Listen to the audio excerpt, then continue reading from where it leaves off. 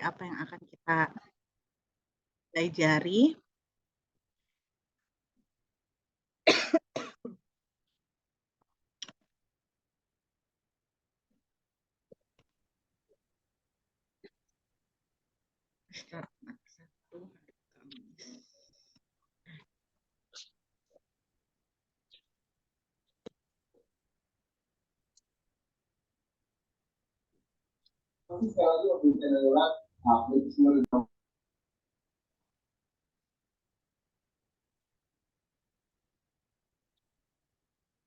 Tadinya saya mau online di lab ya, yang ada komputernya, tapi ternyata digunakan, jadi saya tidak bisa nyalakan lagi kameranya ya kalau di laptop saya, teman-teman. Jadi mohon maaf, nanti pada saat offline kita bisa bertatap muka secara langsung.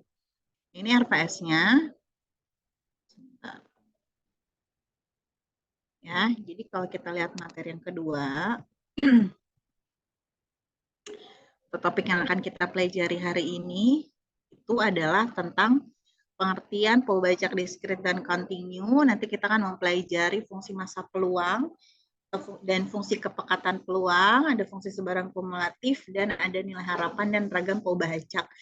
Jadi untuk fungsi pembangkit momen ini biasanya saya turunkan nanti ya setelah kita sama-sama berdiskusi ya, mengenal dan mempelajari berbagai macam distribusi peluang yang umum yang sudah diketahui. Begitu. Jadi topiknya hari ini sampai dengan nilai harapan dan juga ragam dari ubah acak atau variabel acak. Oh iya, saya dapat kabar dari Fauzan ada mahasiswa PMM ya di kelas ini ya. Siapa namanya? Fauzan saya lupa. Bukan Ade di kelas satunya. Di sini namanya siapa mahasiswa PMM-nya? Lazini Afriani, Bu. Siapa? Lazini Afriani. Hadir hari ini? Dia kabarin ke saya kalau ada jam mata kuliah lain, Bu, di apa jamnya, Bu. Waduh, bentrok dong ya. Ya nggak Ya, Bu. apa-apa karena ini KP. Tapi kalau kuliahnya pagi dia bisa datang. Kalau jadwal biasanya bisa, Bu. Oh, oke, nggak apa-apa. Oke, siap. Ya, teman-teman kita mulai ya hari ini. Pertemuan kedua, ini adalah slide-nya. Apakah sudah muncul di kalian? Sudah, Bu. Sudah, Bu.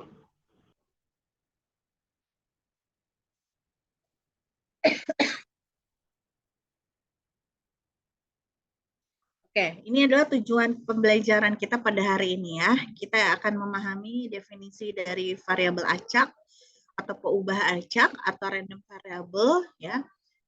Kita juga akan coba memahami definisi dan sifat-sifat dari variabel acak yang diskrit dan kontinu. Lalu kita akan mengenali dan memahami sifat-sifat fungsi sebaran peluang, baik yang diskrit maupun yang kontinu. Lalu memahami sifat-sifat dari fungsi sebaran kumulatif, dan terakhir memahami konsep nilai harapan dan ragam dari peubah acak. Begitu ya. Jadi ini adalah tujuan pembelajaran kita pada hari ini. Sehingga topiknya itu adalah tadi pengertian dari peubah acak diskrit dan kontinu, lalu ada fungsi massa peluang dan fungsi kepekatan peluang gitu ya, serta fungsi sebaran kumulatif. Baru diakhiri dengan nilai harapan dan ragam bagi peubah acak. Oke, kita lihat dulu pengertian dari peubah acak. Sebetulnya seingat saya pada mata kuliah statistika dasar ini sempat dipelajari. Betul tidak? Ingat tidak? Atau lupa? Lupa sepertinya ya. Jadi sebetulnya seingat saya di RPS 14 itu ada ya pembahasan sedikit mengenai peubah acak atau variabel acak ya. Tapi tidak apa-apa, kita coba review kembali di sini. Apa sih sebetulnya yang dimaksud dengan variabel acak? Basisnya teman-teman semua tetap dari mata atau materi peluang ya. Di peluang kita sudah mengenal kemarin istilah yang namanya ruang contoh, ruang kejadian, sampai era bisa menghitung peluang. Dasar dari semua itu semua diawali dengan adanya suatu percobaan. Ya, seperti halnya kemarin kita pelajari, misalnya di sini ada pelemparan uang logam, gitu ya. Kita lempar sebanyak 3 kali, maka seluruh kemungkinan yang muncul adalah sebanyak 8. Jadi pelemparan pertama bisa keluar angka, pelemparan kedua ke angka ketiga juga angka, begitu ya, karena logam itu uang logam. Di sini luarannya kalau tidak angka yaitu gambar gitu. Sehingga kalau dilempar sebanyak 3 kali ya bisa 3-tiganya angka. Bisa 2 gambar dulu, baru angka, dan seterusnya ya, sampai 3-tiganya adalah menunjukkan gambar. Begitu. Nah, ini biasanya kita buat daftar seperti ini gitu ya, pada saat kita mempelajari peluang di minggu lalu. Sehingga kita bisa melihat bahwa peluang setiap kemungkinan yang muncul itu adalah sama, sebanyak 1/8. Pasti kita list dulu begitu ya buat daftarnya. Baru nanti kita cari nilai peluangnya. Berapa peluang misalnya tidak muncul gambar gitu di seluruh di antara seluruh kemungkinan. Ya, itu dihitung satu-satu gitu kan, yang mana yang mungkin terjadi baru dibagi 8. Artinya kita selalu membuat detail gitu ya, atau titik contoh yang mungkin. Nah, nanti di depan teman-teman, khususnya di StatMat ya, kita biasanya udah tidak tertarik lagi pada keterangan si anggota setiap ruang contoh itu. Tapi nanti kita lebih tertarik kepada yang namanya keterangan numerik dari hasil percobaan tersebut. Keterangan numeriknya. Apa gitu ya? Contohnya, misalnya kita itu hanya tertarik pada berapa kali sisi gambar yang muncul. Berapa kali itu kan suatu besaran ya, suatu angka, suatu keterangan numerik gitu. Jadi di sini misalnya kita misalkan X besar itu adalah banyaknya sisi gambar yang muncul. Karena kita tertarik pada berapa kali sisi gambar yang muncul. Sehingga dari seluruh anggota ruang contoh yang mungkin, kalau kita definisikan nilai X-nya, maka masing-masing bernilai ya seperti yang terlihat. Misalnya kalau tiga-tiganya angka, adakah di sini sisi gambar yang muncul? Tidak, sehingga X-nya sama dengan 0. Begitu. Ya, ketika dua gambar satu angka, di sini ada dua sisi gambar yang muncul, maka X-nya sama dengan 2. Begitu seterusnya sampai ketika kemungkinan yang muncul 3 kali pelemparan uang logam itu adalah tiga-tiganya gambar. Sehingga X-nya sama dengan 3. Nah, ini adalah keterangan numerik ya, yang akhirnya kita coba transformasi dari anggota ruang contoh. Nah, sehingga kalau kita buat daerah fungsi, itu adalah anggota ruang contoh. Sehingga di sini ada suatu fungsi yang memetakan ya si anggota ruang contoh ini ke dalam suatu bilangan real. Yang tadi ada 0, ada 1, ada 2, dan ada 3. Fungsi inilah ya yang disebut sebagai variabel acak.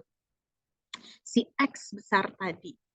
Ya, karena apa? Karena dia merubah, mentransformasi anggota ruang contoh ini ke dalam bilangan real. Yang tadinya tiga-tiganya A, sekarang menjadi 0. Gitu ya.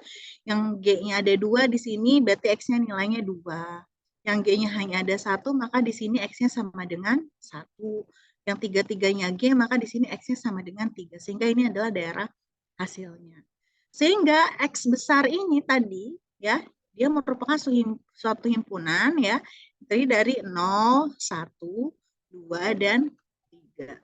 Ya, dari yang daerah hasil ini. Jadi si X besar ini teman-teman itu disebut sebagai variabel acak. Suatu fungsi yang memetakan anggota ruang contoh ke dalam bilangan real. Variabel acak itu dinotasikan dengan huruf kapital, sedangkan nilai yang mungkin ya, dari variabel acak itu dinotasikan dengan huruf kecil. Gitu. Sehingga kalau kita berbicara X itu pasti suatu pernyataan, karena dia menyatakan suatu variabel. Variabel apa dia? Berarti banyaknya sisi gambar yang muncul. Banyaknya sisi gambar yang muncul itu berapa saja yang mungkin? Ya bisa 0, bisa 1, 2, atau 3, kan gitu. Jadi X-nya ini adalah 0, 1, 2, 3. Kalau di peluang kemarin ya, kita tertariknya adalah pada daftar anggota ruang contoh ini, baru cari peluangnya gitu kan. Nanti kita mencari peluangnya itu biasanya tertariknya di sini. Berapa peluangnya ketika X-nya sama dengan 1 misalnya. Berapa peluangnya X-nya ketika sama dengan 2 atau yang lain sebagainya. Begitu ya. Ya, jadi sekarang kalian harus ingat dan mencatat gitu bahwa huruf kapital ini menyatakan variabel acaknya, sedangkan huruf kecil itu menyatakan nilai yang mungkin dari variabel atau peubah acaknya. Jangan tertukar. Ya, kalau di StatMat ini memegang peranan penting. Jadi ketika menuliskan besar dan kecilnya itu sangat berpengaruh begitu. Apakah harus selalu X, Bu? Tidak, ya. Notasi dari variabel acak ini bebas asalkan ditulis dengan huruf kapital. Umumnya itu adalah X, ya. Seperti halnya kita belajar matematika, fungsi itu biasanya fx, gitu kan? Jadi variabel acaknya adalah X atau Y misalnya, atau ada Z seperti itu. Kita lihat contoh ilustrasi lainnya ya. Misalnya di sini ada dua kelereng. Dua kelereng ini diambil berturut-turut tanpa pengembalian dari sebuah kantong, di mana kantong itu berisi 4 kelereng merah dan 3 kelereng hitam. Misalkan X adalah banyaknya kelereng merah yang terambil, maka hasil percobaan yang mungkin adalah sebagai berikut. Dari kantong tersebut diambil 2 kelereng, teman-teman. Ya, diambil 2 kelereng secara acak. Maka yang mungkin adalah ya dua-duanya merah, gitu kan? Atau merah dulu baru hitam, atau hitam dulu baru merah, atau hitam dua-duanya. Gitu. Sehingga kalau misalnya variabel acaknya menyatakan banyaknya kelereng merah yang terambil, itulah kenapa di sini ketika dua-duanya M, X-nya bernilai 2 gitu ya, karena merah dua-duanya. Kalau MH, HM di sini X-nya bernilai 1 karena merahnya hanya ada 1. Dan ketika dua-duanya hitam, maka X-nya sama dengan 0. Bisa dipahami ya teman-teman ya, bagaimana kalian mencoba mentransformasi anggota ruang contoh ke dalam bentuk bilangan real atau dalam bentuk nilai peubah acaknya. Contoh selanjutnya, misalnya kita lihat ya, seorang petugas penitipan barang mengembalikan 3 buah tas secara acak kepada pemiliknya. Ya, mengembalikan 3 buah tas secara acak kepada pemiliknya. Misalkan Bu Ana, Bu Sari, dan Bu Lili, gitu ya. Bu Ana di sini dinotasikan A, Bu Sari S, Bu Lili L. Itu adalah urutan dalam menerima masing-masing tas. Jadi seharusnya itu urutannya adalah Bu Ana, Bu Sari, dan Bu Lili, teman-teman. Kita diminta untuk mendaftarkan semua titik contoh bagi kemungkinan urutan pengembalian tas. Dan tentukan nilai Y bagi sebuah peubah acak Y yang menyatakan banyaknya pasangan tas dan pemiliknya yang tepat. Kita udah tahu sebetulnya urutan sebetulnya adalah ASL gitu ya. Tetapi kan ketika tas itu kembali ya, maka terdapat beberapa kemungkinan gitu. Ada urutannya ASL sebagaimana seharusnya begitu. Ada di sini ALS ya, artinya Bu Ana, Bu Lili baru Bu Sari. Ada Bu Sari dulu, Bu Ana baru Bu Lili, dan seterusnya. Ya, terdapat sebanyak 6 kemungkinan tas itu akan diterima, gitu ya. Nah, sekarang yaitu apa? Menyatakan banyaknya pasangan tas dan pemiliknya yang tepat. Di sini sama dengan 3. Kenapa? Karena 3-tiganya tas itu kembali ke pemilik yang memang seharusnya. Ya, susunan yang seharusnya itu kan ASL. Sehingga ketika kemungkinan itu terjadi ASL, maka Y-nya sama dengan 3. Karena yang A betul, S betul, L betul. Sekarang kalau misalnya ALS, mengapa Y-nya sama dengan 1, teman-teman? Di sini Y-nya. Ada yang mau mencoba menjelaskan? Mengapa di sini ALS, Y-nya sama dengan 1? Ibu izin ini. Iya. Karena dia tasnya hanya kembali kepada Ana, sedangkan harusnya kan yang kedua S. Oke. Yang ketiga L. Jadi baik. hanya 1. Hanya 1 yang kembali ke pemilik yang sebenarnya gitu, Zahra ya? Iya, Bu. Oke, baik. Terima kasih, Zahra. Iya, jawabannya tepat, teman-teman ya. Sehingga di sini Y-nya sama dengan 1. Mungkin akan berbeda ketika Y ini, variabel acak ini menyatakan banyaknya pasangan dan pemiliknya yang kurang tepat gitu ya. Berarti di sini Y-nya sama dengan 2. Yang ini berarti Y-nya sama dengan 0 gitu ya. Jadi kalian harus hati-hati. Sebelum ke huruf yang kecil ini, kalian harus lihat hurufnya yang besar dulu. Dia menyatakan apa. Seperti itu. Ya. Tadi sudah betul apa yang disebut oleh Zahra. Nah, sekarang kita coba melihat variabel acak itu terbagi ke dalam dua jenis, teman-teman. Ya. Variabel acak itu macam-macam ya, kalau di keseharian misalnya apa? Jenis kelamin itu variabel ya, kemudian berat badan itu juga variabel, kemudian tinggi badan itu juga variabel ya. Sehingga kalau kita berbicara variabel, nanti ada yang sifatnya diskrit, ada yang sifatnya kontinu. Mungkin kalian pernah mendengar istilah ini, diskrit dan kontinu? Pernah tidak, teman-teman?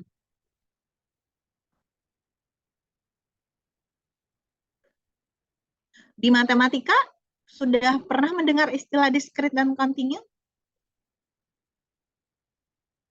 Pernah, Bu. Pernah. Oke, kira-kira bedanya apa nih? Kalau mau baca diskrit sama mau baca kontinu. Apa sih diskrit itu?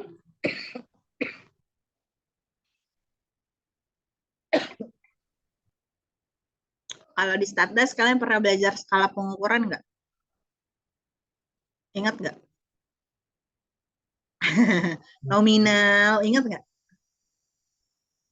Ordinal, Oh, pernah? Pernah. Hanya kalian lupa ya, mungkin lupa. Ada ordinal, ada nominal, sorry.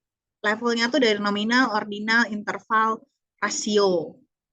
Kalau kita berbicara nominal, ordinal tuh datanya data kategorik tuh. Ya, hanya bedanya yang satu ordinal itu data tersebut nilai numeriknya itu selain membedakan dia juga berupa level ya atau urutan. Tapi kalau skala pengukuran nominal ya data atau angka tersebut dia hanya bersifat sebagai pembeda saja. Jadi kalau kalian ngisi kuesioner begitu ya, ada laki-laki, sorry.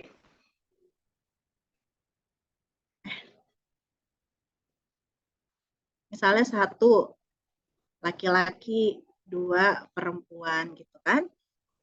Kemudian ada misalnya jenjang pendidikan, 1 SD, 2 SMP, 3 SMA.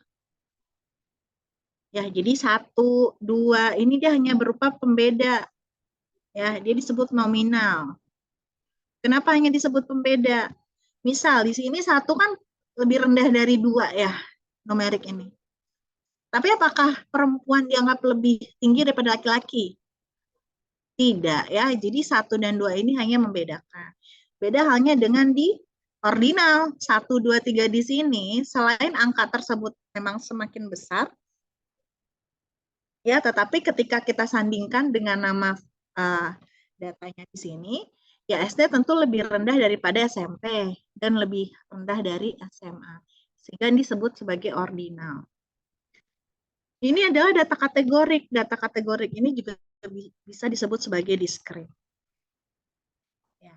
Kalau kita berbicara data interval, data rasio, tinggi badan, berat badan gitu ya, suhu dan lain sebagainya, ini datanya data numerik atau kita bisa menyebutnya sebagai data kontinu nanti, baca kontinu begitu. Sehingga kalau kita lihat definisi dari diskrit, apa? Ketika semua nilai yang mungkin dari suatu variabel acak X itu merupakan kumpulan yang dapat dihitung atau countable ya, atau bilangan bulat misalnya ya. Jadi di sini X1, X2, X3 seperti tadi 1, 2, 3, 4 begitu ya. Itu diskrit. Terpotong-potong gitu ya. Kalau di garis bilangan itu dia tidak kontinu. Nah, sehingga nanti X itu disebut sebagai peubah acak diskrit. Nah, untuk mempelajari ya apa namanya tadi fungsi masa peluang dan lain sebagainya, kita anggap bahwa suatu peubah acak diskrit itu seperti kita, seperti yaitu suatu individu, di mana seperti halnya kita punya identitas ya. Identitas kita apa? Misalnya kita punya nama, kita punya jenis kelamin, kalau di KTP gitu ya, kemudian pekerjaan misalnya, dan lain sebagainya. Nah, peubah acak baik diskrit maupun kontinu itu juga punya identitas. Ya, jadi kita analogikannya seperti itu, biar teman-teman nggak lupa apa aja yang kita pelajari. Ya, dari awal tadi definisi variabel acak. Lalu variabel acak itu dia punya identitas, teman-teman. Identitas yang paling pertama, ibaratnya kalau kita tuh NIK-nya gitu ya, nomor induk kependudukannya gitu, itu adalah fungsi peluangnya. Ya, fungsi peluangnya. Ketika dia merupakan peubah acak diskrit, maka fungsi peluangnya itu disebut fungsi massa peluang. Ya, atau FMP biasanya disingkatnya begitu ya. Nah, apa itu FMP? Nanti dia akan memetakan peluang untuk setiap nilai X yang mungkin. Jadi tadi kita sudah punya nilai X-nya 0, 1, 2, 3 misalnya. Si X sama dengan 0, nanti dia ada punya peluangnya berapa ketika X sama dengan 0. Ketika X sama dengan 1, berapa nilai peluangnya, dan seterusnya. Itu disebut sebagai fungsi massa peluang yang memetakan peluang tadi dengan nilai X yang mungkin. Untuk peubah acak diskrit atau untuk fungsi massa peluang, nilainya atau notasinya ini seperti yang kedua, suku yang kedua ini ya, P besar dalam kurung X besar sama dengan X kecil. Artinya nilai peluang ketika variabel acak itu bernilai sama dengan X kecil. Di mana X ini adalah bisa X1, X2, X3, dan seterusnya. Jadi lambang atau notasi untuk fungsi massa peluang itu pakai P ya biasanya. Di beberapa referensi fx ini itu adalah notasi umum untuk fungsi peluang. Jadi bisa digunakan untuk diskrit maupun kontinu. Tapi nanti selanjutnya ketika kita mempelajari fungsi massa atau fungsi peluang bagi peubah acak kontinu, biasanya ini yang lebih banyak digunakan. Sebentar, teman-teman.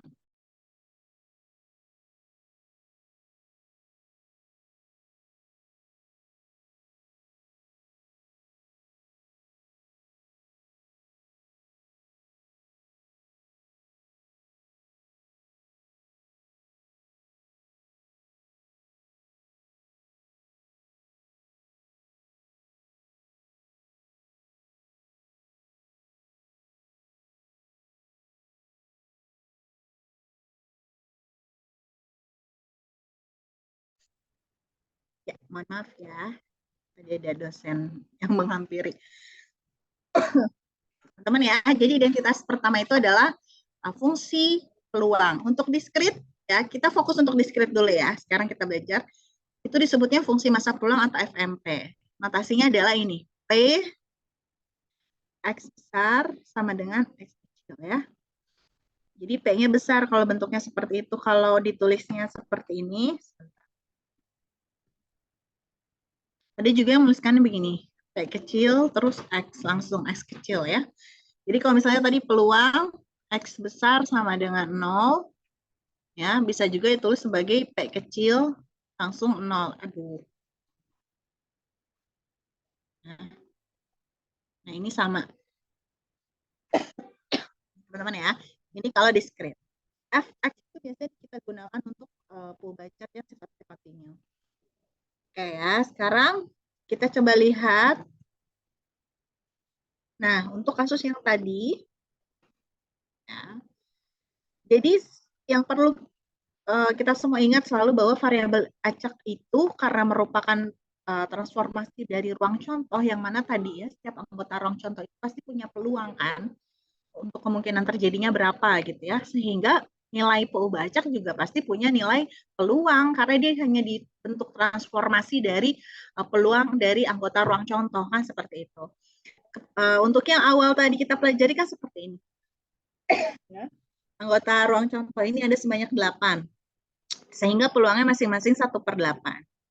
Kalau kita sudah transformasi ke dalam nilai peubah acak, tadi X-nya itu kan menyatakan banyaknya gambar yang muncul. Sehingga di sini ketika 3-3-nya A, X-nya sama dengan 0. Gitu ya. Ketika 1 gambar, maka di sini X-nya sama dengan 1. Begitu seterusnya. Ya. Sehingga sekarang nilai peluangnya kalau berdasarkan nilai X, di sini tidak lagi kita gunakan yang ini. Ya. Tapi apa? Untuk X sama dengan 0, lihat peluangnya di sini hanya 1/8. Ya. Ketika X-nya sama dengan 1, ini ada 3 anggota ruang contoh nih. Ya, yang masuk ke dalam X sama dengan 1, maka 3 dikali 1/8. Sehingga peluangnya adalah 3/8. Ketika X-nya sama dengan 2, dia juga ada 3. Ya, berarti 3/8. Dan untuk yang X-nya sama dengan 3, nilai peluangnya adalah 1/8. Begitu. Ya, jadi kalau kita mau tulis ulang, ya, kita bisa menuliskannya seperti ini.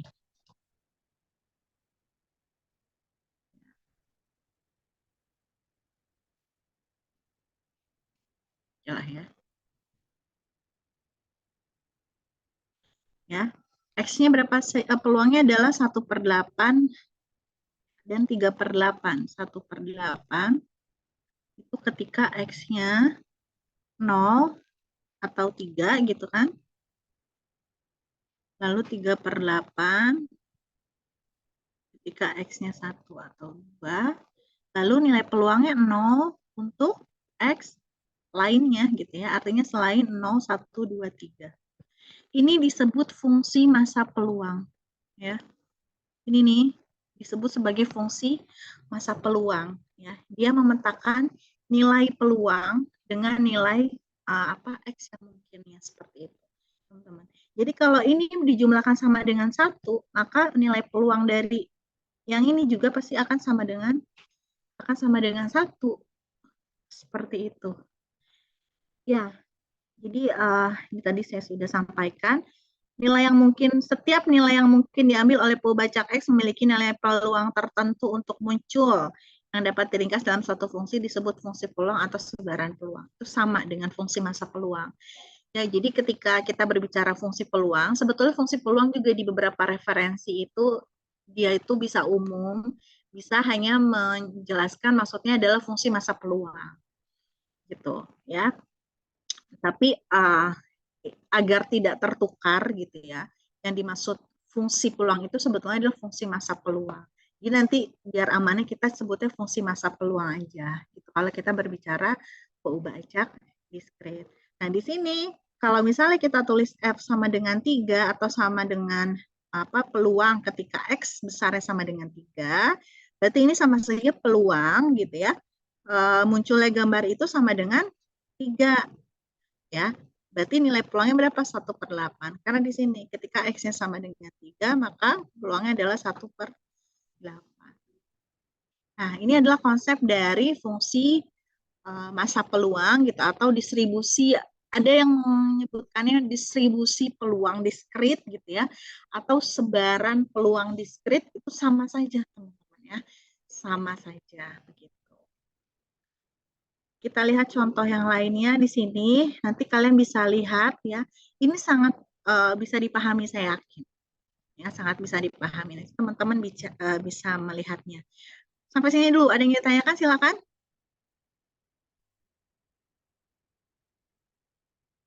Aman ya?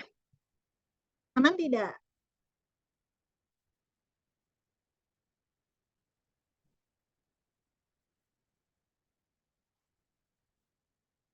Paham, Bu. Aman ya. Kalau kalian diem saya bingung. Kalian sudah paham atau belum gitu kan? Tapi kalau tidak ada jawaban ya tentu wajar kalau saya menganggap kalian sudah paham. Ya. Jadi kalau bingung silakan tanyakan dan jangan merasa sombong kalau kalian udah paham, kalian bilang sudah paham. Gak apa-apa. Ya. Jadi oke Bu, aman, sudah paham. Oke, next gitu ya. Jadi jangan membuat saya menerka-nerka. Karena kalau diam saya anggapnya paham. Oke, identitas pertama fungsi masa peluang ya. Setiap peubah acak itu pasti punya fungsi masa peluang. Pertanyaannya, apakah setiap fungsi itu merupakan fungsi masa peluang gitu ya? Setiap variabel acak pasti punya fungsi masa peluang. Tapi apakah setiap fungsi itu merupakan fungsi masa peluang? Setiap dari kita pasti punya NIK. NIK itu kan bentuknya angka gitu ya. Tapi apakah setiap angka yang kita temui itu merupakan suatu NIK? Nah, seperti itu. Ada syaratnya teman-teman, suatu fungsi itu disebut sebagai fungsi masa peluang. Syarat pertama adalah bahwa nilai peluang atau nilai fungsi tersebut ketika X-nya sama dengan X tertentu itu lebih besar sama dengan 0 dan kurang dari 1. Karena dia menyatakan nilai peluang kan. Seperti halnya tadi ketika peluang X-nya sama dengan 0, ya, itu harus bernilai antara 0 dan 1. Karena dia menyatakan peluang pada suatu nilai tertentu. Ya. Untuk semua nilai X, XI begitu. Itu syarat pertama. Syarat kedua apa? Jumlah gitu ya. Nilai pada setiap nilai X itu kalau dijumlahkan ya itu harus sama dengan 1. Ya logikanya kalau kita menjumlahkan peluang dari seluruh kemungkinan yang muncul tentu harus sama dengan 1 begitu. Contohnya di sini kita punya suatu data survei gitu ya, di mana ini variabel X-nya itu menyatakan banyaknya telepon yang digunakan oleh rumah tangga. Jadi ketika X-nya sama dengan 0, maka rumah tangga itu tidak menggunakan telepon. Ya, ketika X-nya sama dengan 2, maka dia menggunakan 2 buah telepon di rumahnya. Dan ini adalah nilai peluang ketika masing-masing X-nya itu. Jadi ketika dia menggunakan berapa peluang rumah tangga itu tidak menggunakan telepon? Berarti peluang ketika X-nya sama dengan 0, yaitu 0,19. Begitu ya. Ketika dia menggunakan 2 telepon rumah, maka peluangnya adalah 0,33. Ini disebut distribusi peluang atau apa namanya sebaran peluang ya. Seperti itu. Sama saja istilahnya. Apakah tabel tersebut menggambarkan sebaran peluang diskret? Berarti kita harus mengecek dari setiap syarat yang tadi sudah kita lihat. Syarat pertama apa? Terpenuhi nih setiap nilai peluang untuk X tertentu itu lebih besar dari 0 kurang dari 1. Kan? Di sini masing-masing sudah memenuhi. Syarat kedua adalah ketika kita jumlahkan seluruh nilai peluang ini itu harus sama dengan 1. Kalau ini kita jumlahkan ternyata masih 0,91. Besar peluangnya tapi tidak sama dengan 1. Sehingga karena syarat kedua ini tidak terpenuhi, maka tabel tersebut itu tidak menggambarkan sebaran peluang diskret atau distribusi peluang diskret. Ya, Bu, kalau misalnya ada 0,95 itu bisa tidak dibuatkan menjadi 1. Kalau kalian bertanya kepada saya tidak akan menjadikannya itu menjadi syarat yang terpenuhi. Jadi kalau pembulatan itu kita juga harus hati-hati ya. Saya akan menjadikan 1 kalau misalnya angkanya itu 0,999 misalnya ya, atau 9998. Itu saya sudah bisa mengarahkan ke angka 1 ya. Tapi kalau dia masih 0,91, 0,93 gitu ya, masih jauh dari 1 menurut saya. Dan kalian bisa cek beberapa referensi juga seperti itu. Ya. Jadi untuk mengecek syarat kedua ini harus hati-hati. Kalau masih mungkin dibuat dalam bentuk pecahan mungkin akan lebih baik ya. Jadi dibuat normal dulu berdasarkan pecahan, baru nanti dijumlahkan gitu ya. Seperti apa angkanya. Oke, contoh berikutnya, misalnya di sini kita punya suatu fungsi teman-teman, fx itu adalah x per 10, di mana x itu bisa bernilai 0 sampai dengan 4. Ya. Apakah si fx ini, yaitu si x per 10 ini merupakan suatu fungsi massa peluang? Berarti kita coba cari nilai peluangnya ketika x-nya sama dengan 0 sampai dengan 4. Ini nilai fx-nya untuk setiap nilai x-nya. Dan setiap nilai fx dia lebih besar dari 0, maka syarat pertama sudah terpenuhi. Syarat kedua, ini typo ya teman-teman, harusnya syarat kedua. Syarat kedua adalah nilai fx untuk setiap x ini harus kita jumlahkan dan harus sama dengan 1. Nah, di sini terbukti ketika dijumlahkan itu sama dengan 1. Dan syarat kedua terpenuhi. Sehingga karena syarat pertama dan kedua ini sudah terpenuhi, maka fx sama dengan x per 10 ini disebut sebagai fungsi massa peluang. Ya, jadi apa namanya sudah terbukti. Nah, kalau kita mau buat grafik ya dari fungsi massa peluang, ya nanti kita bisa coba buat. Artinya kita buat apa namanya pemetaan dulu seperti ini ya, ketika x-nya sama dengan 0, berapa nilai fx-nya atau nilai px-nya ya, silakan nanti bisa dibuat tabelnya, baru kita buat si grafiknya. Sumbu x-nya itu adalah nilai x-nya ya, jadi 0, 1, 2, 3, 4, dan seterusnya. Di sini kita x-nya sama dengan 4, baru sumbu y-nya itu adalah nilai peluangnya atau fx-nya. Ya, dia bentuknya akan seperti ini. Karena diskret ya, maka tidak tidak kontinu antara 0 dan 1 ya. Jadi hanya 0 ketika X-nya 1, 2, 3, dan seterusnya. Seperti itu. Bisa dipahami untuk yang fungsi masa peluang? Aman? Atau ada yang ditanyakan?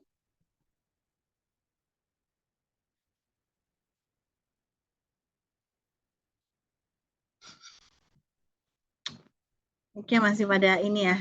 Masih pada belum mood gara-gara hasil pilpres atau apa ngantuk ya.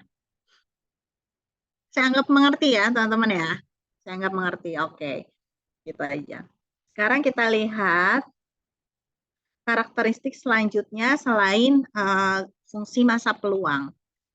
Ya, ini adalah karakteristik berikutnya, fungsi sebaran kumulatif. Jadi kita bisa mencari fungsi sebaran kumulatif dari suatu variabel acak, teman-teman. Ya, bedanya apa dengan fungsi masa peluang? Kalau fungsi masa peluang, ya, dari fungsi masa peluang tersebut kita bisa dia masih berupa fungsi yang untuk nilai X tertentu, masing-masing seperti tadi, untuk X sama dengan 0 ya. Seperti itu. Kalau fungsi sebaran kumulatif yang namanya kumulatif gitu ya, berarti nanti kita bisa menghitung suatu peluang ketika nilainya itu lebih kecil atau sama dengan dari suatu nilai X. Nih, kumulatif maka dia peluang notasinya itu adalah F besar. Ya, jadi jangan tertukar dengan F kecil. Kalau F kecil itu fungsi yang masa peluang atau nanti fungsi densitas di kontinu ya. Tapi kalau kita berbicara fungsi sebaran kumulatif, F-nya harus besar. Baik discrete maupun continue sama simbolnya F besar X ya. Jadi kumulatif, saya rasa di matematika juga pasti pernah belajar.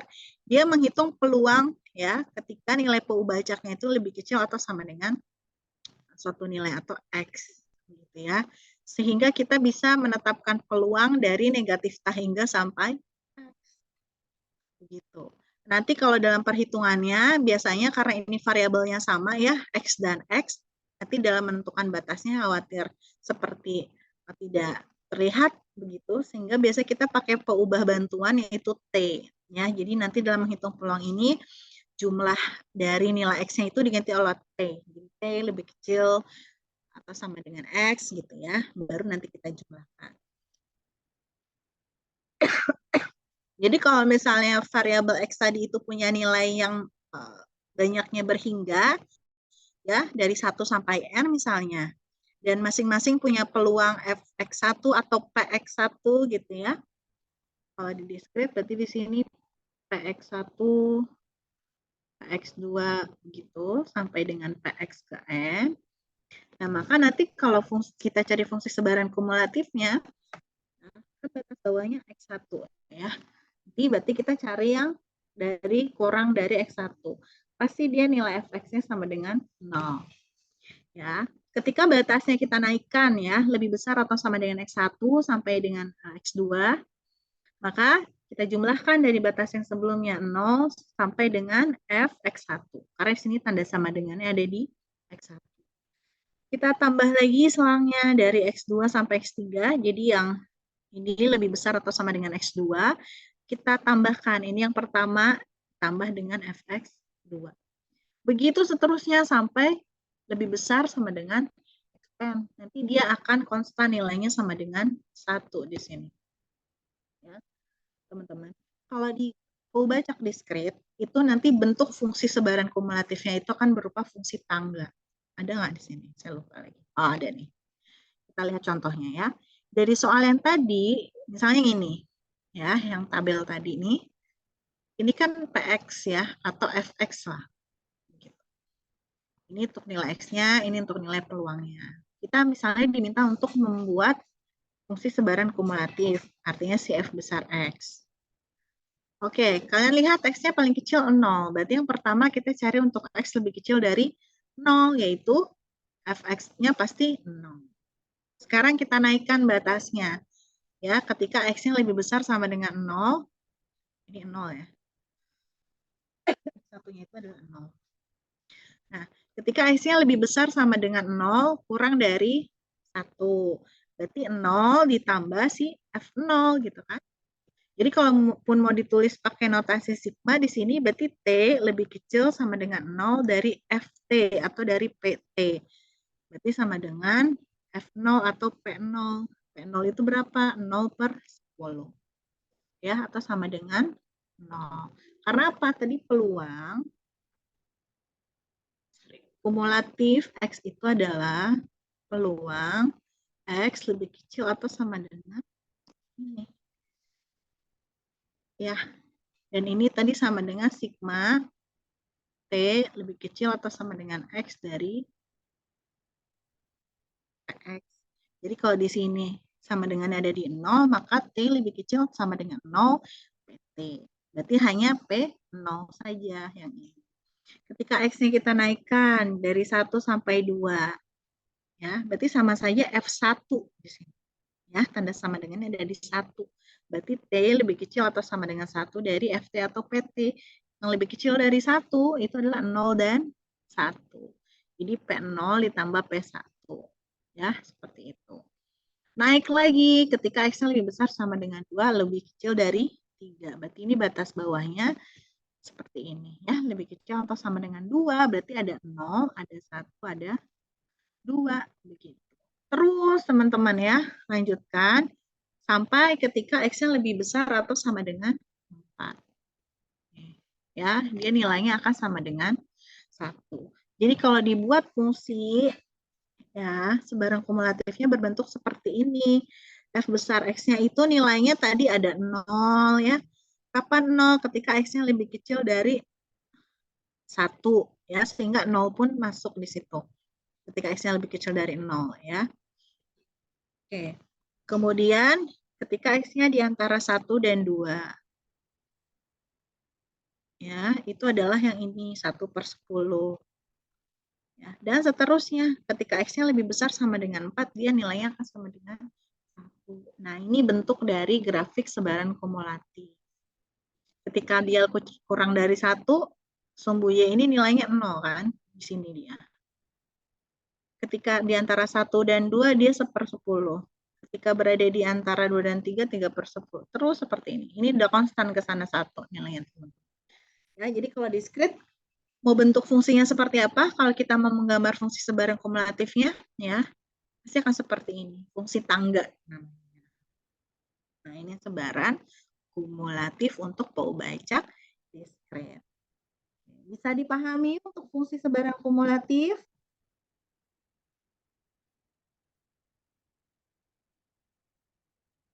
Bisa, Bu. Bisa, terima kasih. Oke. Nanti minggu depan pada saat kita luring, kita coba berlatih soal yang banyak ya. Nanti agar teman-teman juga aktif, kita bisa sambil, kalau belum mengerjakan soal, biasanya masih ngawang-ngawang. Saya yakin kalian bisa mempelajarinya dengan cepat. Ya, anak matematika nih harusnya sambil makan coki-coki juga bisa kalian ya. Ibaratnya begitu. Mungkin bagi apa yang bidangnya bukan basicnya bukan matematika, mungkin lebih harus effort gitu ya. Tapi kalau kalian saya yakin cepat memahaminya, teman-teman ya. Oke, ini adalah sebaran kumulatif. Ini ada sifat-sifatnya ya. Jadi kalau kita punya, jadi gini, sebetulnya identitas pertama dia itu kan fungsi massa peluang ya. Dari fungsi massa peluang itu kita bisa menentukan fungsi sebaran kumulatif. Nah, sebetulnya dari fungsi sebaran kumulatif itu kita bisa arahnya ke fungsi massa peluang. Gitu. Jadi dari fungsi sebaran kumulatif kita bisa mencari fungsi massa peluang. Jadi kita bisa mencari nilai peluang untuk X tertentu gitu. Ya, kalau tadi kan tangganya naik ya dari Fx kecil gitu naik dapat F besar X. Nah, kita bisa nanti jalannya turun dari kumulatif terus dapetin nilai peluang ketika satu-satu. Ketika apa kita mau cari nilai peluang untuk satu nilai X tertentu. Caranya bagaimana? Ini formulanya. Ya. Jadi misalnya kita punya suatu peubah acak yang diskrit, ingat ya, diskrit dengan fungsi massa peluangnya adalah Fx gitu, atau Px. Dan distribusi kumulatifnya adalah Fx atau F besar X. Jika nilai dari X yang mungkin itu diberi indeks dalam urutan yang meningkat, nggak artinya ini merupakan tataan gitu ya, urutan order dari X1 itu lebih kecil dari X2 dan seterusnya, maka nanti X1 nilai peluang ketika X-nya sama dengan X1 itu akan sama dengan distribusi kumulatif sampai dengan X1. Ya, untuk setiap nilai I yang lebih besar dari 1. Maka dia akan berlaku seperti ini. Untuk mencari nilai peluang pada suatu X tertentu, itu bisa kita cari nilai selisih fungsi kumulatif, ya, nilai kumulatif peluang sampai X1 dikurangi nilai kumulatif sampai X yang sebelumnya. Kalau buat garis bilangan gitu, misalnya di sini 1, 2, 3,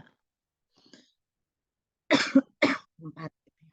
Kalau kita mau cari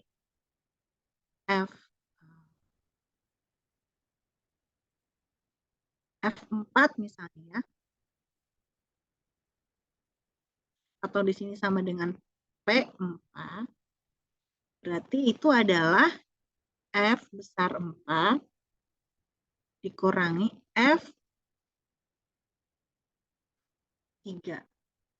Jadi kalau dibuat garis di sini, F besar 4 itu kan nilai kumulatif dari X terkecil sampai dengan 4, teman-teman ya. Berarti kan sampai sini nih. Ya, warna merah ini misalnya ya. Lalu kalau sampai 3,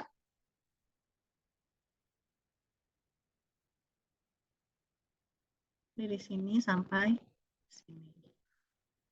Untuk mencari P4, artinya nilai peluang ketika hanya sampai dengan 4 saja, gitu ya. Berarti nanti ini, gitu kan, dikurangi yang ini, teman-teman. Itu adalah nilai peluang ketika X-nya sama dengan 4. Seperti itu. Ya, itu konsep atau hubungan antara fungsi sebaran kumulatif dengan fungsi masa peluang. Ya, seperti itu. Oke, ini sifat-sifat dari sebaran kumulatif. Ya, nanti teman-teman bisa baca. Nah, ini adalah identitas selanjutnya. Sorry. Ya, ingat lagi, identitas pertama dari satu variabel acak itu adalah fungsi peluangnya. Kalau diskrit dia disebut fungsi masa peluang. Lalu karakteristik atau identitas yang kedua itu adalah dari fungsi sebaran kumulatifnya. Lalu yang ketiga itu adalah ini, nilai harapannya atau ekspektasinya. Pernah belajar ekspektasi atau nilai harapan?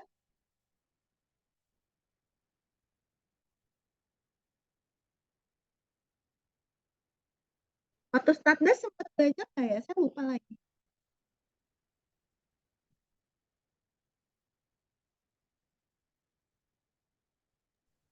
Pernah, Ibu.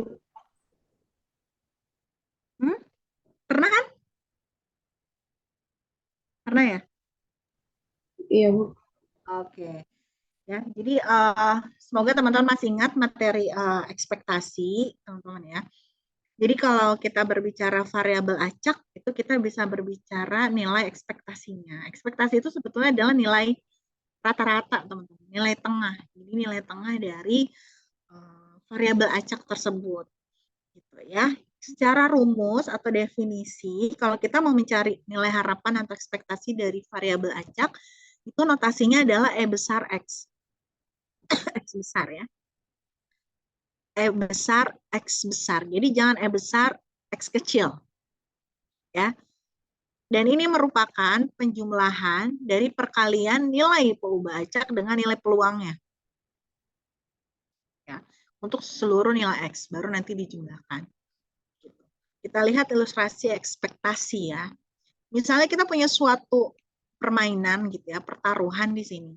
Jadi petaruh itu akan mendapatkan $5 bila hasil dari 3 kali pelemparan uang logam itu adalah gambar semua atau angka semua. Jadi mereka tuh taruhan. Kalau misalnya dari 3 kali pelemparan uang koin gitu atau logam itu 3-3-nya angka atau 3-3-nya gambar gitu ya, maka dia akan dapat $5. Tapi kalau misalnya yang keluarnya itu adalah selain 2 itu ya, artinya berbeda gitu, ada 2 sisi gambar atau 1 sisi gambar, atau sebaliknya 1 sisi angka atau 2 sisi angka, maka justru dia harus bayar $3. Gitu, artinya rugi, ya kan? Nah, kita diminta untuk menghitung ya berapa nilai harapan gitu ya, atau berapa kira-kira nanti dia akan terima uangnya begitu dari permainan tersebut. Kita misalkan teman-teman ya, karena kita fokusnya pada besarnya uang yang akan dia peroleh, maka variabel acak X itu menyatakan banyaknya uang yang dapat dimenangkan oleh si petarung. Ya, X ini berarti nilainya $5 sama negatif $3. Karena yang satu dia dapat, yang satu dia bayar gitu ya, dia harus mengeluarkan uang seperti itu. Nah, kapan kejadiannya kalau dia dapat $5 ini? Kalau muncul gambar semua atau angka semua. Ada dua nih kemungkinannya. Ya, sehingga peluang ini terjadi adalah 2/8. Kenapa 2/8? Karena dalam pelemparan uang logam sebanyak 3 kali gitu ya, kemungkinannya ada sebanyak 8. Sehingga ya nilai harapannya teman-teman itu adalah $5 dikali nilai peluangnya. Itu 2/8. Sehingga 5/4. Ya, X yang kedua adalah kalau dia harus bayar $3. Kapan dia harus bayar $3? Kalau percobaan tadi muncul satu atau dua sisi gambar atau satu atau dua sisi angka. Begitu. Ini berapa peluangnya nih? Di antara ini akan muncul 6/8. Oh, berarti nilai harapannya adalah negatif 3 dikali 6/8. Negatif 9/4. Secara total gitu ya, berarti nanti kita jumlahkan dari kejadian dua ini, menang dan kalah. Dan itu hasilnya adalah negatif 1. Jadi ekspektasinya itu dari pertaruhan ini adalah negatif 1. Secara rata-rata petaruh itu akan kalah $1 per lemparan 3 uang logam. Rugi dia sebetulnya karena peluangnya lebih banyak yang muncul satu atau dua sisi gambar dari seluruh kemungkinan yang ada. Ya, ini disebut sebagai ekspektasi. Jadi perkalian antara nilai peubah acak dengan peluangnya, lalu jumlahkan untuk seluruh nilai X yang mungkin tadi. Ya, ini disebut sebagai ekspektasi. Bu, berarti ekspektasi itu beda nilainya sama peluang ya? Beda. Kalau peluang antara 0 dan 1, kalau ekspektasi boleh positif, boleh negatif, teman-teman. Nilai harapan ya bisa sesuai ekspektasi, bisa di bawah ekspektasi, bisa di atas ekspektasi. Jadi nilainya tidak sama dengan nilai peluang. Oke, itu adalah ekspektasi. Nah, sampai sini dulu untuk ekspektasi. Bisa dipahami? Coba kita kembali ke soal yang tadi ya. Contoh yang ini. Nah, kalau kita mau cari nilai ekspektasinya, ya, ekspektasi dari X berarti kan penjumlahan dari X sama dengan 0 sampai X sama dengan 4 dari X dikali PX gitu kan. Berarti sama saja dengan 0 dikali 0/10 ditambah 1 dikali 1/10 dan seterusnya sampai 4 dikali 4/10. Nah, berapa tuh jumlahnya? Ini 0, ini 1/10, ini 4/10, ini 9/10, ini 16/10. 5 tambah 9, 14, 14 tambah 16, 30, 30/10, 3. Berarti ekspektasinya sama dengan 3. Ya, itu cara menghitung ekspektasi. Bisa dipahami ya cara menghitung ekspektasi teman-teman ya? Aman?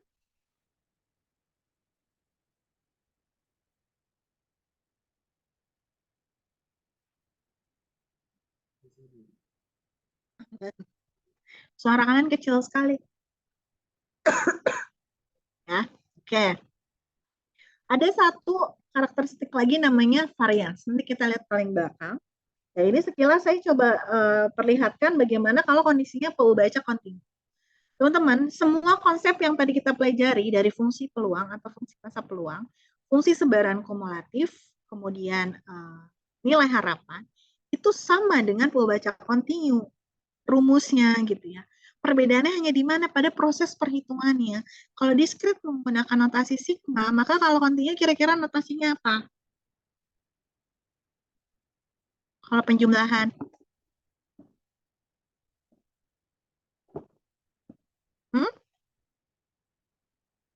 Misalnya, untuk mencari ekspektasi dari suatu variabel acak, kalau di discrete itu pakainya notasi sigma X kali Fx. Kalau acaknya kontinu kira-kira apa?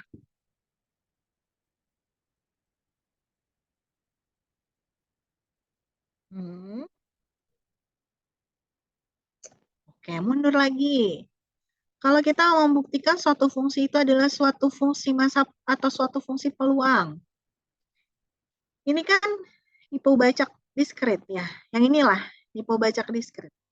Kalau hipobacak kontinu, bagaimana cara membuktikan ini? Notasinya apa? Saya tahu kalian tahu, cuman kalian takut salah. Apa coba sebutkan? Kalau di kontinu apa berarti? Hmm?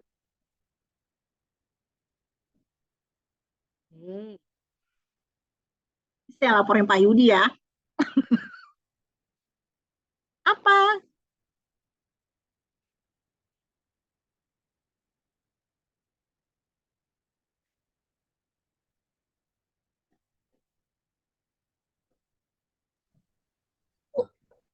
Apa?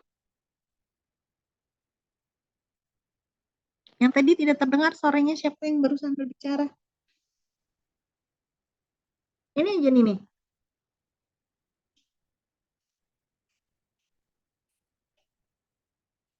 Kira-kira kalau kontinu nilai X-nya ini, ya, ini pakai sigma Integral nggak? kan, Bu? Iya, integral. Ya, pakai integral, teman-teman. Aduh, jangan takut salah ya. Kalau belajar sama saya jangan takut salah. Jadi jawab aja, nanti kalau salah kita perbaiki sama-sama. Ya, kenapa bisa keliru gitu kan? Kalau kalian nggak jawab, saya nggak tahu nih teman-teman paham atau enggak. Betul, pakai integral. Nah, ya, fungsi peluang dari PU baca kontinu itu disebut fungsi densitas. Fungsi densitas peluang. Kalau di diskrit itu adalah fungsi massa peluang, kalau di kontinu disebutnya fungsi densitas peluang.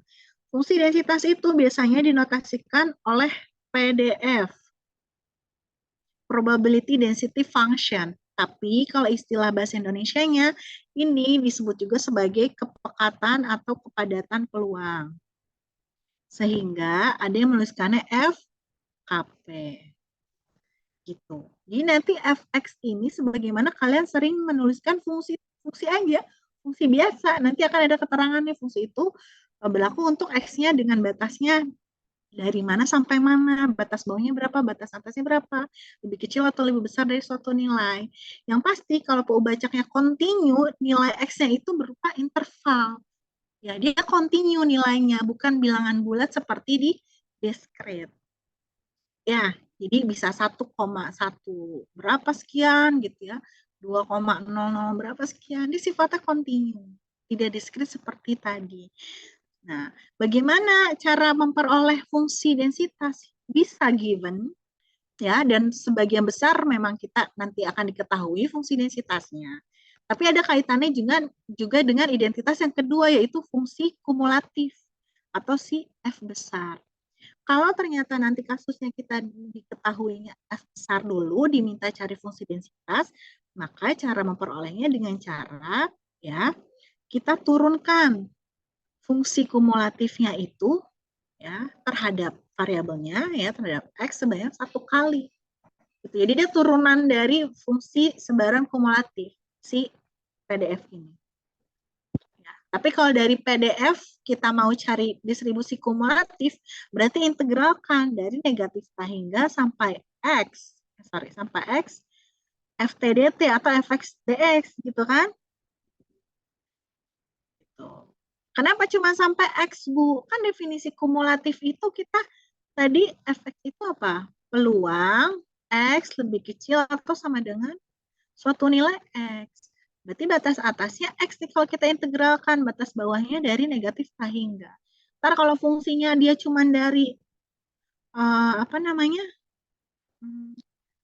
1 misalnya ya nanti kita lihat perhitungannya seperti apa gitu ya. Jadi konsep ini tuh berdasarkan yang diskrit tadi, hanya beda di proses perhitungannya saja.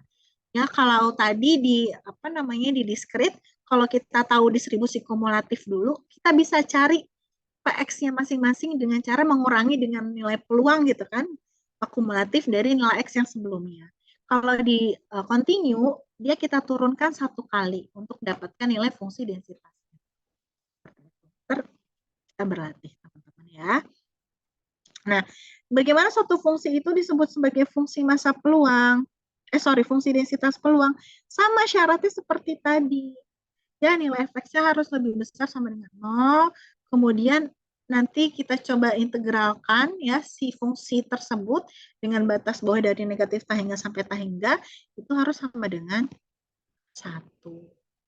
Nah, dan ingat kalau misalnya kita berbicara pembajak kontinu, misalnya diketahui suatu konstanta A dan itu dia lebih kecil dari B, gitu ya, maka nilai peluang ya X itu lebih besar dari A dan lebih kecil atau sama dengan B, itu sama saja dengan peluang X itu lebih besar sama dengan A, lebih kecil dari B, dan seterusnya.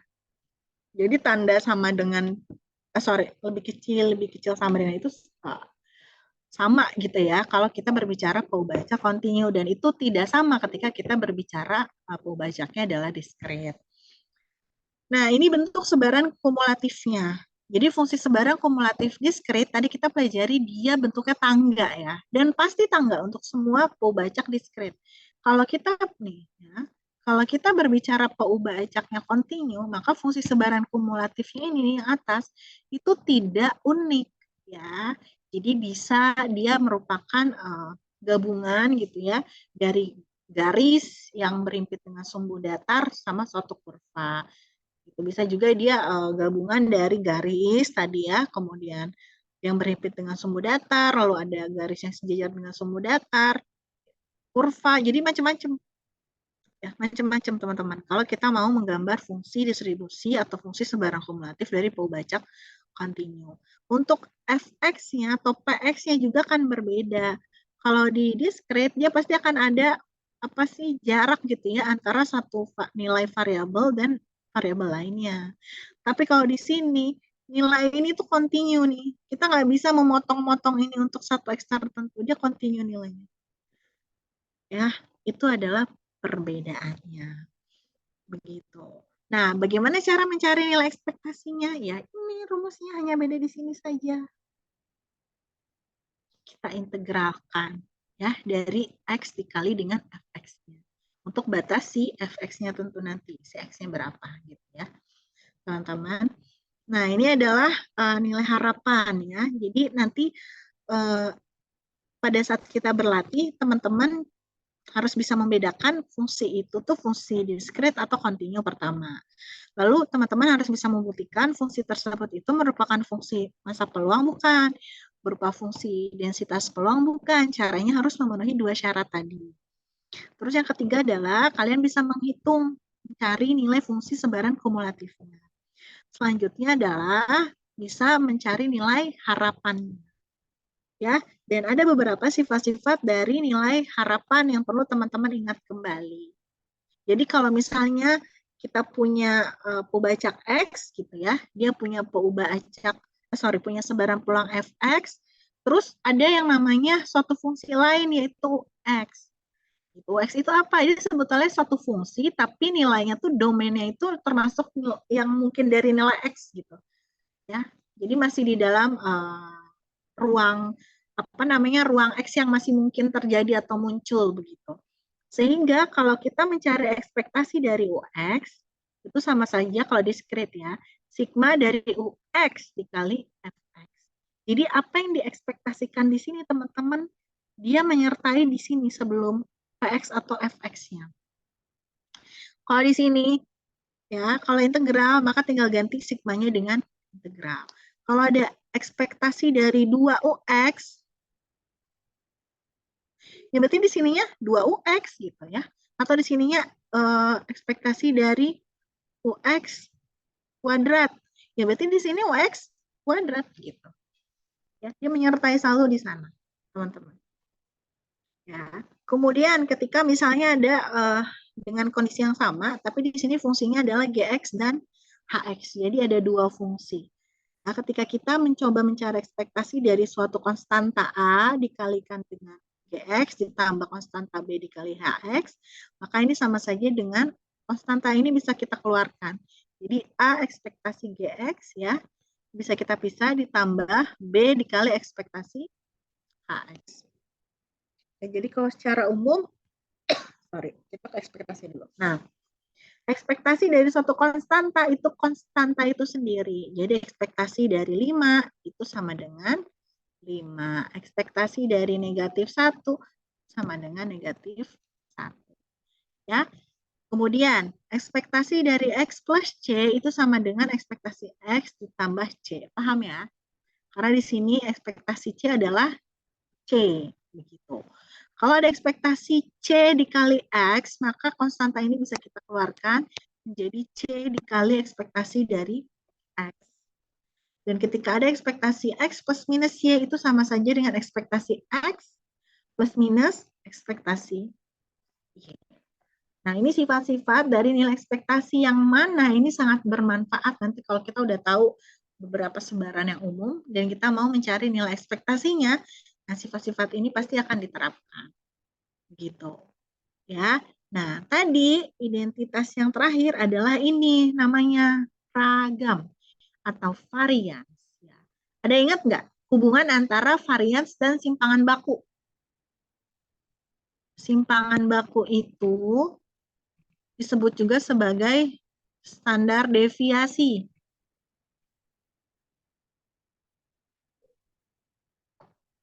Pernah mendengar simpangan baku?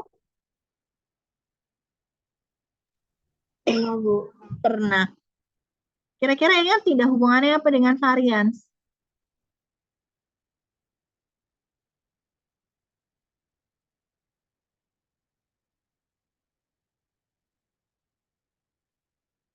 Ayo, siapa yang mau coba jawab?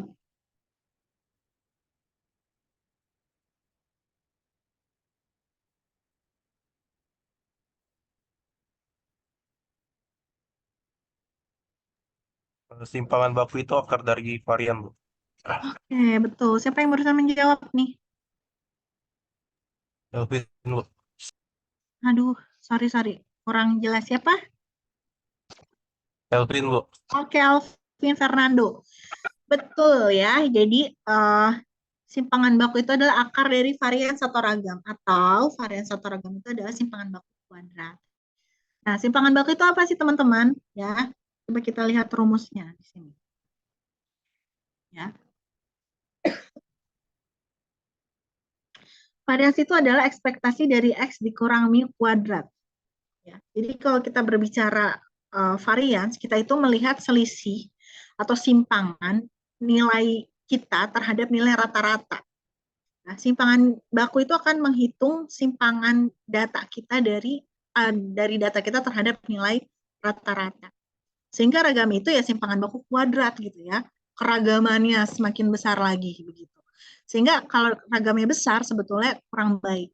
Mau data apapun ya kalau kita mau berbicara pengambilan keputusan, kita berharap ragam itu sekecil mungkin. Begitu. Nah, kita bisa mencari nilai varians dari suatu variabel acak. Ya, caranya apa? Berarti ekspektasi dari X dikurang mu lalu dikuadratkan. Nah, ini kalau kita mau sederhanakan, nanti kalian akan temukan bahwa ini sama saja dengan ekspektasi dari X kuadrat dikurangi ekspektasi X yang dikuadratkan. Semoga ingat ya, waktu status ini sudah belajar. Yang lebih banyak digunakan biasanya yang ini. Ekspektasi X kuadrat dikurang ekspektasi X yang dikuadratkan. Bagaimana cara mencari ekspektasi X kuadrat? Tadi kita sudah belajar. Berarti dia sama saja dengan ekspektasi UX. Berarti sama dengan kalau diskrit ya, sigma untuk seluruh X, X kuadrat dikali PX-nya. Gitu ya. Begitupun juga ini, dicari dulu ekspektasi X-nya. Berarti sigma dari seluruh X, X dikali PX. Nah, seperti itu. Ini adalah varians. Biasanya dia setelah ekspektasi akan diminta nilai varians. Sebagaimana kalau kalian membuat statistika deskriptif, biasanya setelah rata-rata kalian diminta untuk menyertakan nilai simpangan baku ya atau standar deviasinya. Itu ada maksudnya ya. Seperti nilai ekspektasi kan nilai rata-rata juga tadi saya sudah sampaikan ya. Dan varians itu juga sebetulnya ada kaitannya dengan simpangan baku. Jadi kalau kalian kenapa sih Bu selalu disertakan gitu ya? Kenapa setelah rata-rata itu selalu disertakan nilai simpangan baku? Karena ketika kalian berbicara nilai rata-ratanya misalnya 90, tapi simpangan bakunya itu adalah misalnya 300, data kalian saya sampaikan itu tidak cukup baik. Kenapa? Karena nilai 90 itu dihasilkan dari nilai yang sangat beragam. Bisa jadi 90 itu sebetulnya adalah data yang dihasilkan dari nilai mahasiswa yang 90-nya itu nggak banyak gitu. Ya, jadi ketarik sama nilai 90, tapi nilai yang lainnya tuh kecil-kecil sekali.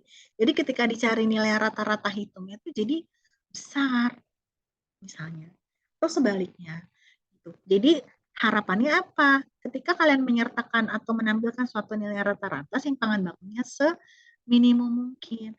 Atau misalnya di sini kelas A, rata-ratanya itu nilai ujian statmatnya misalnya ya, itu adalah 80. Kelas 80 dengan simpangan bakunya itu adalah 5 misalnya 5,1. Kelas B itu rata-ratanya 81 dengan simpangan bakunya itu adalah 12,5. Itu bisa kita bandingkan. Artinya apa? Kalau kita mau berbicara kira-kira mahasiswa mana yang kemampuannya itu hampir sama di sekitar 80 nilainya, ya berarti itu adalah yang punya simpangan baku yang lebih kecil. Kita bisa membandingkan dua rata-rata itu atau dua kelas itu homogen atau tidak, atau kita bisa membandingkan simpangan baku itu kalau nilai rata-ratanya hampir sama. Jadi kalau yang satu nilai rata-ratanya 90, yang satu nilai rata-ratanya 70, lalu kalian membandingkan simpangan bakunya itu nggak valid, karena rata-ratanya berbeda. Ya, tapi kalau rata-ratanya hampir sama, kalian boleh bandingkan antara simpangan baku sama simpangan baku yang lain. Jadi nggak ada gunanya kalian membandingkan rata-rata kelas yang 70 dan simpangan bakunya itu adalah 5 misalnya. Lalu rata-rata kelas yang satu adalah 90 dengan simpangan bakunya itu adalah 10 misalnya. Terus kalian bilang yang kelas yang pertama tadi yang lebih homogen. Nggak bisa, karena rata-ratanya sudah berbeda. Gitu ya. Jadi itu kenapa rata-rata itu selalu dikaitkan dengan simpangan baku atau ragam. Karena kita mau ketika kita berbicara kelas ini rata-ratanya 80. Ya berarti memang hampir semuanya nilainya mendekati 80, bukan hanya dipengaruhi oleh beberapa mahasiswa saja yang nilainya mengarah ke sana dan yang lainnya kecil gitu. Karena ketika semuanya memang mengarah ke 80, harusnya simpangan bakunya kecil atau ragamnya kecil, teman-teman. Jadi kalian jangan langsung terpesona kalau dapetin data ya di suatu kondisi nilai rata-ratanya itu tinggi. Lihat simpangan bakunya. Nah, itu pesan saya ya. Oke, properties dari varians ya. Kita bisa lihat di sini. Ya. Ketika kita berbicara varians atau mencari varians dari suatu konstanta itu nilainya akan 0. Ya, bagaimana cara kita mengukurnya? Varians itu kan keberagaman ya. Kalau konstanta itu kan sesuatu yang fix, sehingga varians itu adalah 0. Kalau di sini ada varians Pobacak X ditambah suatu konstanta, maka dia sama saja dengan varians dari Pobacak itu sendiri. Nah, ini juga termasuk yang penting nih. Ketika ada varians dari suatu konstanta dikali X, nah kalau di ekspektasi, berarti kan tadi C-nya hanya keluar ya. C dengan pangkat yang sama, C varians X. C ekspektasi X. Kalau varians, C-nya dikuadratkan ya. C kuadrat dikali varians dari X. Begitu. Nah, kemudian di sini ada varians X plus minus Y. Kalau ada ekspektasi, dia ekspektasi dari X plus minus ekspektasi dari Y gitu kan. Nah, kalau varians, dia varians X ditambah varians Y dikurangi dengan covariance antara X dan Y. Covariance itu merupakan ukuran yang menyertakan menyatakan kekuatan hubungan gitu, antara X dan Y. Kalau nanti X dan Y-nya itu saling bebas, berarti kovariansinya nilainya sama dengan 0, sehingga variasi ini bisa dicari dengan variasi X ditambah variasi Y, teman-teman. Seperti itu. Nah, ini adalah identitas yang terakhir. Ya. Jadi jangan lupa, Ubah Acak punya 4 identitas, satu fungsi peluangnya, mau fungsi massa peluang atau fungsi densitas. Yang kedua adalah fungsi sebaran kumulatifnya. Yang ketiga itu adalah nilai harapannya. Dan yang keempat itu adalah nilai ragamnya. Nah, jadi tidak boleh dilupakan.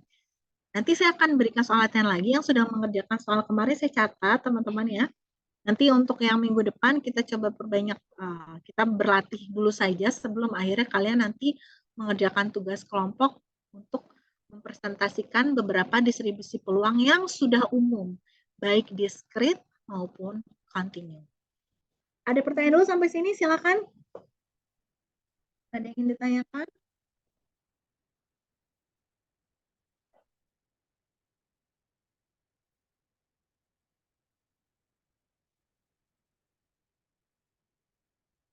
Oke, jika tidak ada pertanyaan, nanti saya berikan lagi PowerPoint ini sekaligus soal latihan berikutnya. Soal latihan ini tidak perlu dipost di grup WhatsApp, nanti minggu depan kita bahas bersama di kelas ya. Jadi nanti yang sudah boleh bergiliran siapa yang bisa mengerjakan, nanti baru kita sambil cek bersama-sama. Mungkin seperti itu ya, Fauzan dan teman-teman. Oke, kalau tidak ada pertanyaan lagi, berarti sesi Vkonnya saya akhiri. Teman-teman bisa berlanjut mengerjakan soal latihan yang akan saya share di grup. Ya, ingat di postingnya minggu depan aja pada saat kita offline. Jadi insya Allah minggu depan kita offline, teman-teman. Terima kasih banyak atas perhatiannya. Semoga apa yang kita pelajari hari ini bisa bermanfaat untuk kita semuanya. Semoga teman-teman juga selalu dalam kondisi sehat walafiat. Ya. Assalamualaikum warahmatullahi wabarakatuh. Selamat sore. Waalaikumsalam warahmatullahi wabarakatuh. Terima kasih, Bu. Terima kasih, Bu. Ya, sama-sama.